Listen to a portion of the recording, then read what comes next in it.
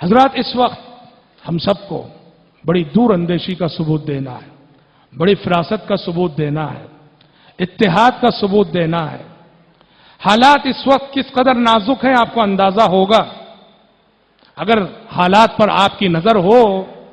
جب سے اس ملک کا اقتدار فرقہ پرستوں کے ہاتھ میں گیا ہے، اس ملک میں جو مظالم ہو رہے ہیں، قانون کی دھجیاں جو اڑائی جا رہی ہیں، امن و امان کی جو ابتر صورتحال ہے، مسلمانوں اور دلتوں پر جو مظالم ہو رہے ہیں، یہ سارا منظر ہمارے سامنے ہے۔ اور جان سے آگے بڑھ کر، آبرو سے آگے بڑھ کر ہماری دین و شریعت کے ساتھ جو کھلواڑ ہو رہا ہے، ہماری مذہبی آزادی کو سلب کرنے کی جو کوششیں ہو رہی ہیں، مسلم پرسنل لا میں مداخلت کی جو کوششیں ہو رہی ہیں، اور سارے کتنے اہم کام ہیں جہاں ملک کو خدمت کی ضرورت ہے، ان کاموں کو چھوڑ کر حکومت ہماری خواتین کے پیچھے پڑی ہوئی ہے۔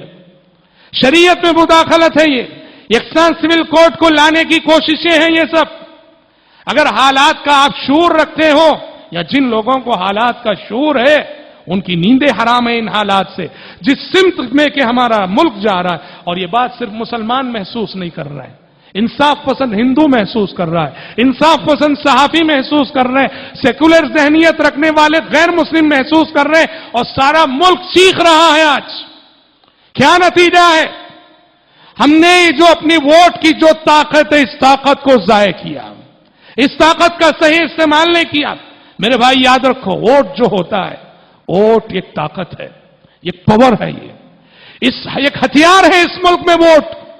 میں جائز اور ناجائز کے حوالے سے بھی بحث کرنے نہیں جا رہا ہوں، ووٹ کا جو نتیجہ ہے اس کو سامنے رکھ کے میں بتا رہا ہوں، ووٹ ایک طاقت ہے، ووٹ ایک ہتھیار ہے، جس کے ذریعے سے آپ اپنی جان کی حفاظت کر سکتے ہیں، اپنے مال کی حفاظت کر سکتے ہیں، اپنی آبرو کی حفاظت کر سکتے ہیں، اپنے عقیدے کی حفاظت کر سکتے ہیں، اپنے دین کی حفاظت کر سکتے ہیں، اپنی شریعت کی حفاظت کر سکتے ہیں۔ مگر یاد رہے، یہ طاقت تبھی طاقت کہلائے گی جب اس میں اتحاد ہو اور ہمارا ووٹ نہ بٹے۔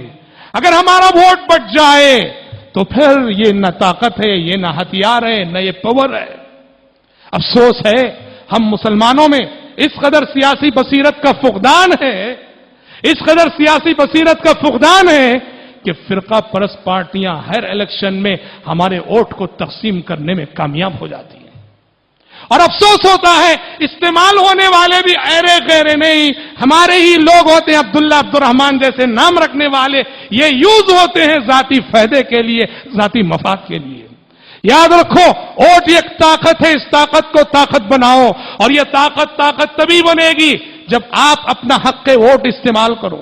جاؤ الیکشن کے دن ووٹ ڈالو، ووٹ ڈالو۔ اور ایسے یہاں دو قسم کی ذہنیت ہے، ایک فرقہ پرستی کی ذہنیت ہے اور ایک سیکولر ذہنیت ہے۔ فرقہ پرستی کی ذہنیت رکھنے والے لوگ صاف ہمیں کھلم کھلا چیلنج کرتے ہیں، ہماری شہریت پہ شک کرتے ہیں، ہماری مذہبی آزادی کو سلب کرنے کی کوشش کرتی ہیں۔ لیکن جو سیکولر پارٹیاں ہیں وہ ہمارے دین اور عقیدے سے تو چھیڑ چھاڑ نہیں کرتی۔ ہم یہ تو نہیں کہتے کہ وہ ہمارے ساتھ پوری طرح انصاف کرتی ہیں، کوئی پارٹی نہیں جو پوری طرح انصاف کر سکے، لیکن جب ہمارے سامنے جو دو نقصان ہوتے ہیں، ایک بڑا نقصان ایک چھوٹا نقصان، بڑے نقصان سے بچنے کے لیے چھوٹے نقصان کو اپنانا پڑتا ہے۔ ایسے میں یاد رکھو میرے بھائی، اپنے ووٹ کی طاقت کو بٹنے نہ دو، اور یاد رہے اس کے لیے ضروری ہے ہم ذاتی مفادات سے بالاتر ہو کر سوچیں، قوم کے لیے سوچیں، پورے ملک کے لیے سوچیں۔ میں میرے ذاتی فائدے کے لیے، اس میں میرا ذاتی فائدہ ہو رہا ہے۔ غدار ہے وہ شخص جو اپنے ذاتی فائدے کے لیے قوم کے مفاد سے بغاوت کرتا ہو، جو اپنے ذاتی فائدے کے لیے ملک کے مفاد سے بغاوت کرتا ہو، غدار ہے وہ شخص۔ اس لیے یاد رکھو میرے بھائی، سمجھداری کے ساتھ، دور اندیشی کے ساتھ، فراست کے ساتھ ووٹ کی اس طاقت کو استعمال کرو۔ اگر ووٹ بٹ رہا ہے، میرے سگے بھائی کی وجہ سے بٹ رہا ہے تو میں اس کو ووٹ نہیں دوں گا۔ اگر ہمارا ووٹ بٹ رہا ہے اس لیے بٹ رہا ہے کہ میرا سگا بھائی کھڑا ہے، میں اس امیدوار کو بھی میں ہرگز ووٹ نہیں دوں گا۔ ضروری ہے دانشمندی کے ساتھ اور سمجھداری کے ساتھ اپنی ووٹ کی اس طاقت کا استعمال کریں۔ باقی اللہ رب العالمین کے حوالے ہے، حالات کو سنبھالنے والا، سدھارنے والا صحیح معنوں میں وہی ہے۔ جو تدبیر ہم کر سکتے ہیں وہ تدبیر ہمیں کرنی چاہیے۔ دعا ہے رب العالمین سے اللہ تبارک و تعالی امت مسلمہ کو، ہندوستانی مسلمانوں کو سیاسی بصیرت عطا کرے، سیاسی شعور عطا کرے۔ اللہ تبارک و تعالیٰ ایسے لوگوں کو ہم پہ حکمران بنائے جو ہم سے ہمارے دین کو نہ چھینتے ہوں، ہمارے عقیدے کو نہ چھینتے ہوں، ہماری مذہبی آزادی سے کھلواڑ نہ کرتے ہوں۔ اللہم آمین۔ بارک اللہ لنا ولکم فی القرآن العظیم ونفعنا وإیاکم بما فیہ من الآیات والذکر الحکیم، انہ تعالی جواد کریم ملک بر رؤوف رحیم رب حکیم۔